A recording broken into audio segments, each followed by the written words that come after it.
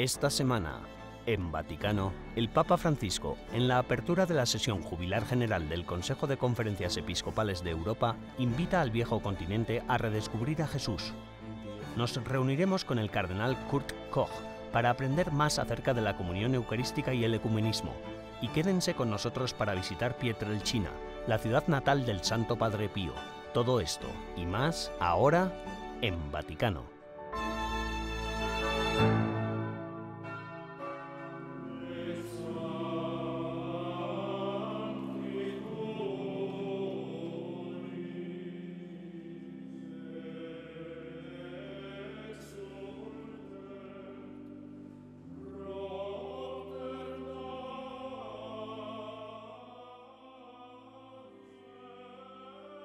El Papa Francisco inauguró la sesión plenaria del Consejo de la Conferencia Episcopal de Europa, CCEE, que este año celebra su 50 aniversario.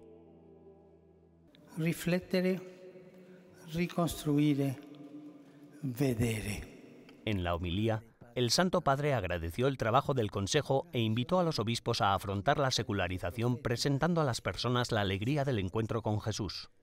Siamo chiamati dal Signore. El Señor nos llama a una obra maravillosa, a trabajar para que su casa sea cada vez más acogedora, para que cada uno pueda entrar y quedarse. El Papa Francisco ha animado a Europa a redescubrir el rostro siempre joven de Jesús y de su esposa la Iglesia, para que el continente rejuvenezca en la fe. Con motivo de este concilio, 39 obispos de diversas regiones europeas se han reunido con el sucesor de Pedro en Roma.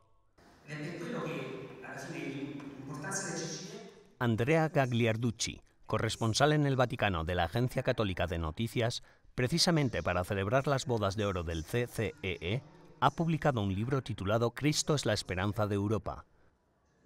Durante el viaje papal a Hungría, Andrea entregó un ejemplar al Santo Padre. El título está tomado de la exhortación apostólica postsinodal Ecclesia in Europa de Juan Pablo II, que en un momento dado afirmó: Cristo es la esperanza de Europa. Cristo es la esperanza porque en torno a Cristo, en torno al cristianismo, nació una nueva civilización. La civilización europea y sus estados nacieron así fundamentados y así es como surgieron sus culturas. Si nos olvidamos de esto, acabaremos en la peor parte de la llamada cultura de cancelación, tan de moda ahora, y que pretende que todo lo que pasó antes, especialmente las religiones y particularmente el cristianismo, se dejen a un lado. Pero si descuidamos lo que fuimos, si descuidamos nuestras raíces, entonces no somos nadie, no hay nada, ya no hay ser humano. Y por eso Cristo sigue siendo una esperanza para Europa, porque si vuelves a tus raíces, puedes construir algo nuevo.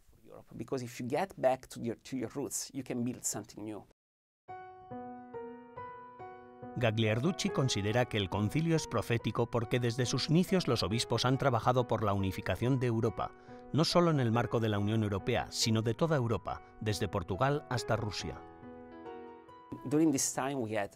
Durante ese tiempo hubo 3 asambleas ecuménicas que reunieron a cristianos de toda Europa. Se celebraron varias reuniones que ayudaron a unir a todos los obispos. Después cayó el telón de acero. Aquello también fue resultado del trabajo de los obispos. Andrea subraya que el Consejo nació del deseo de los obispos de estar en contacto, no como una directiva de la Santa Sede. Se trata de un ejemplo de sinodalidad que fue ampliamente fomentado por los papas desde su fundación.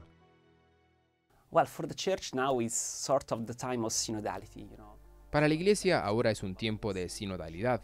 Todos hablan de escucharse, pero esto es algo que los obispos vienen haciendo desde los años 70. Si miras al pasado de esta organización, verás que empezaron a debatir acerca de la inmigración musulmana ya en aquellos años 70, cuando nadie hablaba de ello. Que empezaron a dialogar con los budistas en los años 80, cuando nadie hablaba de ello. Y que impulsaron el diálogo ecuménico cuando el diálogo ecuménico solo parecía un sueño. Así que este es el momento en el que echamos la vista atrás y contemplamos lo que la Iglesia ya ha hecho. Europa siempre ha sido el corazón de la Iglesia Católica, y el futuro de Europa y de la Iglesia son interdependientes. El futuro del cristianismo en Europa es algo que preocupa al Santo Padre si atendemos a lo que expresó en el prefacio del libro La verdadera Europa, identidad y misión. El Papa Francisco escribió el prefacio para una colección de textos del Papa emérito Benedicto XVI, redactados tanto antes como durante su pontificado. La Agencia Católica de Noticias informa que el prefacio del Santo Padre muestra su apoyo al mensaje de Benedicto XVI, quien llama a Europa a redescubrir su verdadera identidad como región guiada por los principios del cristianismo. Hoy en Europa, a partir de la pérdida de la conciencia de su carácter sagrado, cada vez más se está perdiendo la idea del respeto por toda vida humana, precisamente a partir de la ofuscación de la conciencia de que somos criaturas de Dios. Las palabras del Santo Padre nos encaminan acertadamente a la exhortación de Benedicto XVI a que Europa reconozca el papel de Dios como creador. De hacerlo, el hombre podrá verse a sí mismo como hecho a su imagen y semejanza, así como considerarse un don de Dios.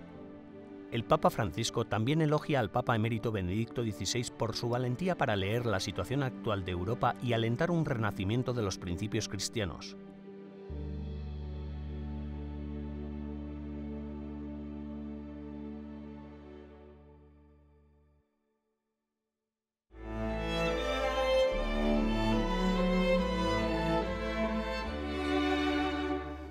Quédense con nosotros. Tras la pausa, conoceremos más acerca de la comunión eucarística y el ecumenismo.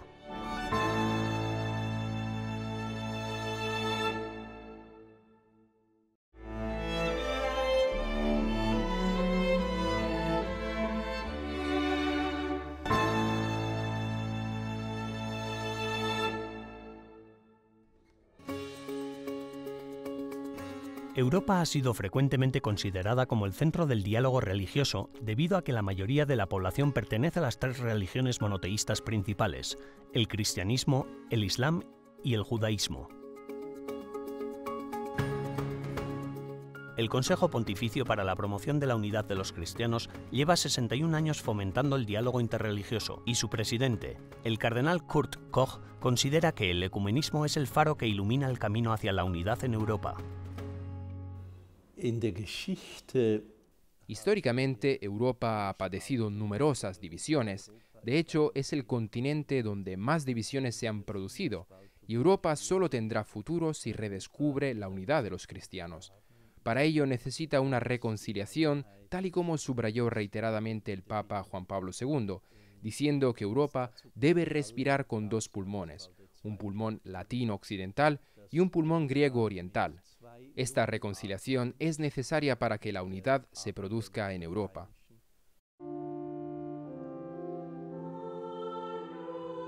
Para que Europa respire con estos dos pulmones, el cardenal Koch señala al bautismo y a la comprensión mutua del sacramento como fundamento del ecumenismo.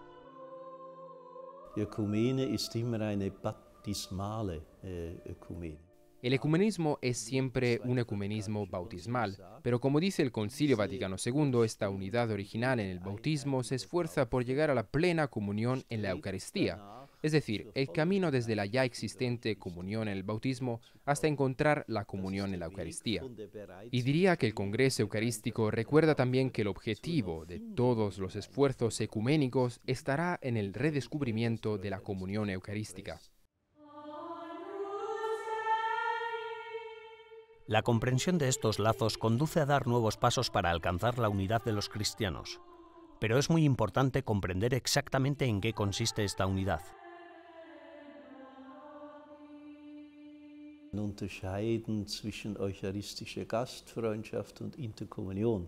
En primer lugar, hay que distinguir entre la hospitalidad eucarística y la intercomunión, pues no son lo mismo. La hospitalidad eucarística significa que cada creyente, en su decisión personal de fe, llega a la conclusión de que puede participar de la comunión, de la Eucaristía en la Iglesia Católica o solo en la de la Iglesia Protestante, mientras que la intercomunión significa que se comulga en diferentes iglesias y comunidades eclesiales. Pero la palabra intercomunión ya revela todo el problema, es decir, la intercomunión ya muestra que aún no es comunión y que ésta todavía está por encontrarse. Entonces, tal y como dice el derecho canónico, solo hay una diferencia entre las iglesias que tienen sacramentos válidos y en ellas la participación es posible, en contraste con aquellas comunidades eclesiales en las que los sacramentos no son reconocidos de la misma manera. Así, la cuestión de la comunión eucarística es mucho más fácil con las iglesias ortodoxas y orientales que con las iglesias surgidas de la Reforma. Sin embargo, el cardenal Koch explica que hay algunas excepciones y que es posible administrar la Eucaristía a personas de estas iglesias protestantes. El derecho canónico incluye algunas excepciones en casos muy apremiantes, cuando alguien tiene la convicción de que puede participar en la celebración eucarística de la Iglesia Católica por la preocupación de su salvación personal, pero debe, y este es el requisito previo, compartir la fe de la Iglesia además de estar bien dispuesto. La situación es diferente cuando un creyente católico participa en la Eucaristía protestante. Aquí el problema es que la participación en la Eucaristía protestante presupone naturalmente también el reconocimiento del ministerio. Es por esto que esta cuestión sigue siendo el auténtico problema de los esfuerzos ecuménicos. La cuestión de la comunión eucarística es esencial en el desarrollo del diálogo interreligioso y de la unidad de los cristianos, ya que la Eucaristía es central en el catolicismo. Para la Iglesia Católica, la Eucaristía es el corazón de toda su fe y de toda la comunidad eclesial. El Concilio Vaticano II afirma que es la fuente de la que surge la vida de la Iglesia y que también es la culminación hacia la que se mueve la vida eclesial. Es decir, considero que es de vital importancia que un congreso eucarístico vuelva a hacer visible la inmensa profundidad y belleza del misterio eucarístico, también en la Iglesia Católica. Solo así podremos transportar esta maravillosa melodía a las relaciones ecuménicas.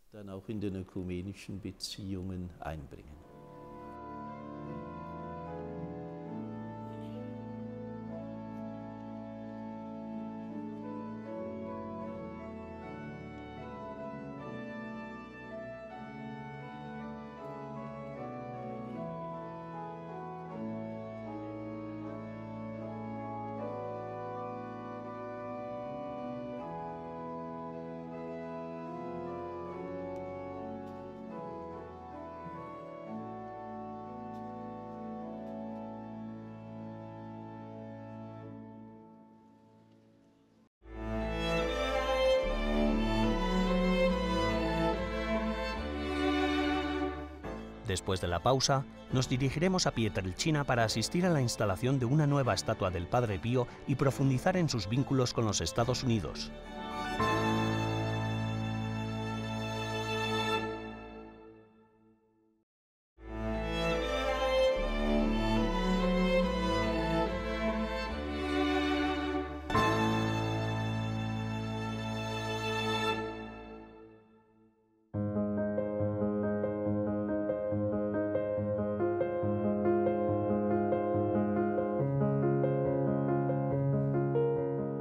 En las onduladas colinas que rodean Pietrelcina, al sur de Italia, se está instalando una nueva estatua del Padre Pío cerca del padre guardián del monasterio del Padre Pío.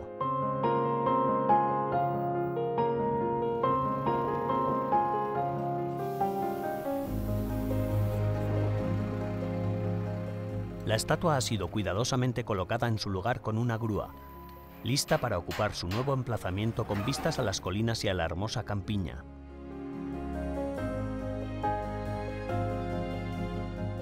Se trata de una estatua muy particular del Padre Pío, dedicada al pueblo de los Estados Unidos como forma de reconocimiento al generoso apoyo financiero que en su día brindó a Orazio Forgione, padre del Padre Pío, permitiéndole pagar la educación de su hijo y su estancia en el seminario.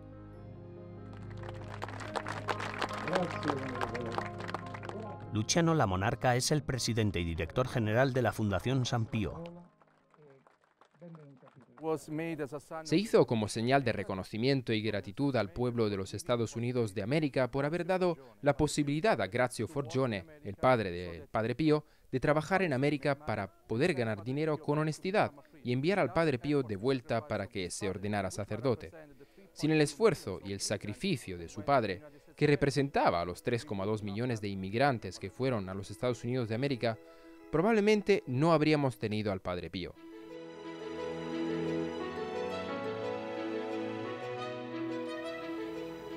Pero antes de la inauguración, a poca distancia de donde se erigirá esta estatua, la jornada comenzó con una singular visita guiada a Pietrelcina, la ciudad natal del Padre Pío.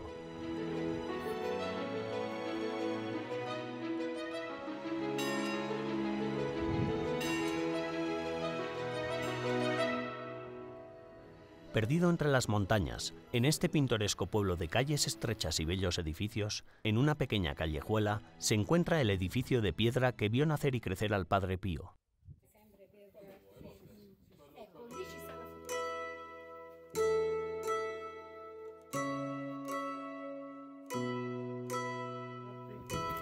Con motivo de la instalación de la nueva estatua, un reducido número de personas realiza una visita guiada muy especial accediendo a la humilde casa de aquella familia pobre pero profundamente religiosa, llegando incluso a ver el dormitorio donde, en 1887, se cree que nació Francesco Forgione.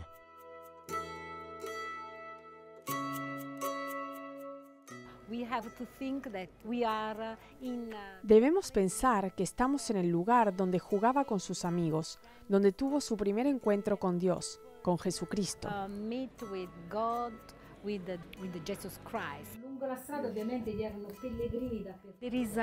Se respira un aire de paz y tranquilidad.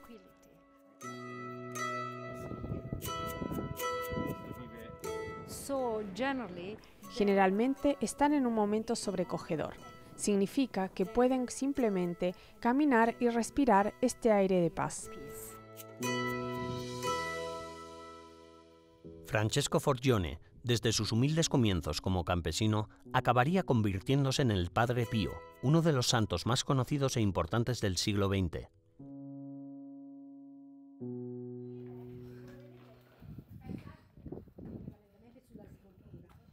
En la cima de la colina, con una espectacular vista, hay una iglesia dedicada al santo.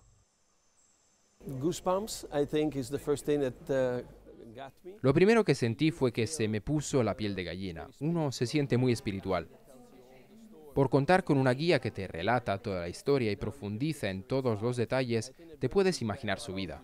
Creo que de veras te retrotrae a ver lo sencillo y lo poderoso que era el Padre Pío al mismo tiempo. De vuelta al lugar de la nueva estatua, vemos que se ha congregado una pequeña multitud de lugareños, visitantes y dignatarios. La nueva estatua del Padre Pío fue diseñada y creada por el artista y escultor canadiense Timothy Schmaltz, que dio a la obra el título de Yo te abrazo. Y así, el velo se retira, revelando una preciosa estatua de tamaño natural.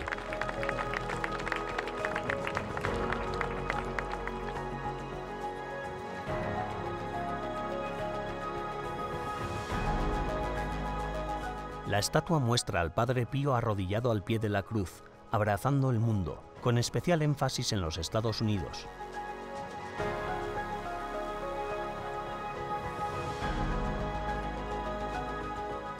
Nel nome del Padre, del Figlio e dello Spirito Santo. Amén. Verán a Jesús en el cielo. A través de sus estigmas, la sangre brota, pasa por las manos del Padre Pío, que en señal de protección rodea el mundo, rodea el mapa de los Estados Unidos de América. Estoy orgulloso, soy un privilegiado, pero me siento humilde. Imagínense lo que supone señalar este lugar como un faro de luz gracias a esta obra. Ojalá muchas otras ciudades de América repliquen esta estatua. Esa misma mañana, el Papa Francisco bendijo en el Vaticano una réplica más pequeña de la estatua. Esta nueva obra de arte, que tanta planificación y preparación ha supuesto, permanecerá aquí durante muchos años como un recordatorio de cómo un hombre de origen humilde y sencillo llegó a tener un impacto tan extraordinario en los fieles de todo el mundo.